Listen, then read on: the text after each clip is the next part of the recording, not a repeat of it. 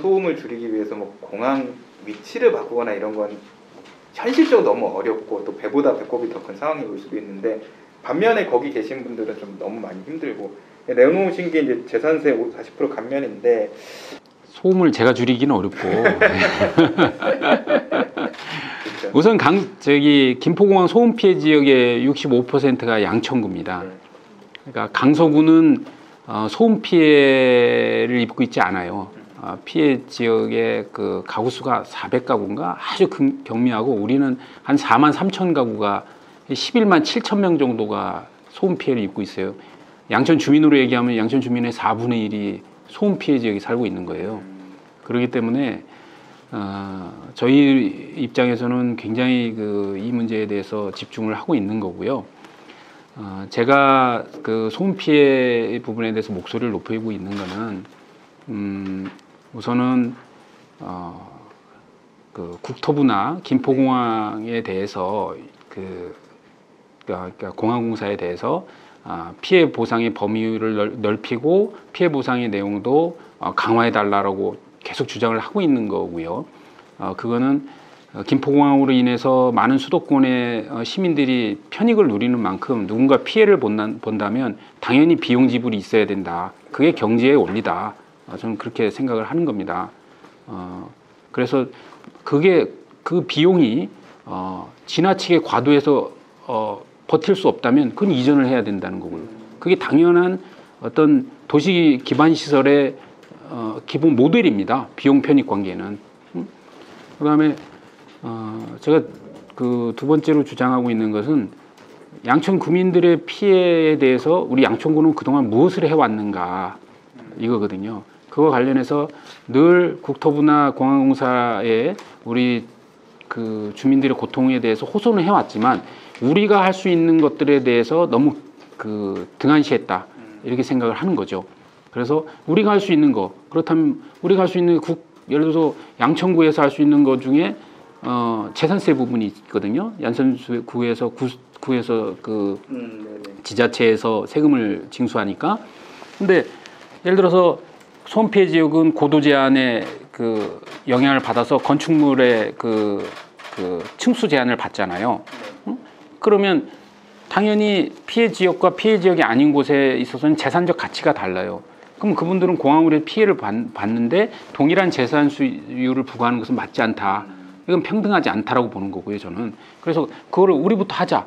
근데 그 금액이 크지 않을지 모르겠지만 저희 양천구 입장에서 굉장히 큰 겁니다. 왜냐하면 양천구는 기업이 없잖아요. 그렇죠. 다 주민들의 재산세 수입이 거의 절대 다수인데, 절대적인데 거기에 재산세를 감면한다는 정책은 쉬운 결정은 아닙니다. 그것은 그나마 우리 양천구도 주민들의 피해와 함께 하겠다는 의지의 표현이고요. 그 다음에 청력 정멸 검사를 양천구에서 실시할 거고, 그 다음에 소음 피해, 그러니까 소음 측정조차도 여태까지는 저희가 하질 않았어요. 국토부나 공항공사, 서울시에 다 어떻게 보면 그분들이 측정해서 그 결과를 우리는 통보받는 수준이었거든요. 그래서 소음 측정도 우리가 직접 하자. 그 다음에 주민 피해에 대한 센터조차도, 기구조차도 없어요. 센터라는 기구를 만들어서 주민들의 민원도 듣고, 그리고 앞으로 공항 소음 피해 문제를 해결할 대안을 같이 찾고, 이러면서 우리 구종의 중심적 과제로 공항 소음 피해 문제를 다루는 게 이번 민선 8기 구종의 큰 차이라고 저는 생각을 합니다. 재산세 40% 감면은 그쵸, 구에서 할 수 있는 정말 큰 결정이긴 한데, 구청장님께서 그러면 이 정부나 아니면 김포공항 공사에서 좀 보상을 해야 되는 수준을 어느 정도로 좀 보고 계신가요? 뭐 가이드라인이 있으신가요? 어떤 정도는 좀 보상을 해야 된다고 보시는 거예요? 저는 어떤 주장을 할 때 좀 합리적이어야 되잖아요. 명분도 있어야 되고, 그런 측면에서 과도하게 뭘 요구하는 게 아닙니다. 예를 들어서 저희가 요구하고 있는 거는, 첫 번째는 소음 피해 지역을 지금 61 LDN으로 이번에 개정을 하는데 60 LDN 정도로 해도 주민들이 그 영역대에서도 소음 피해를 호소를 많이 하고 있기 때문에 그 정도는 확산해야 된다라고 주장하고 있는 거고요. 그 다음에 지금 전기료 냉방기 그 공급과 동시에 이제 전기료를 이제 그 4개월간 5만 원씩 한 20만 원씩 가구당 해주고 있거든요. 그래서 그 부분을 6개월은 해줘야 된다. 왜냐하면 그 지원이라는 게 뭐냐면 그 창문을 열지 못한다 소음 때문에 이런 피해에 대한 보상이에요. 내용적으로 매년 4개월을 5만 원씩 주는. 예. 그래서 20만 원을 주는 겁니다.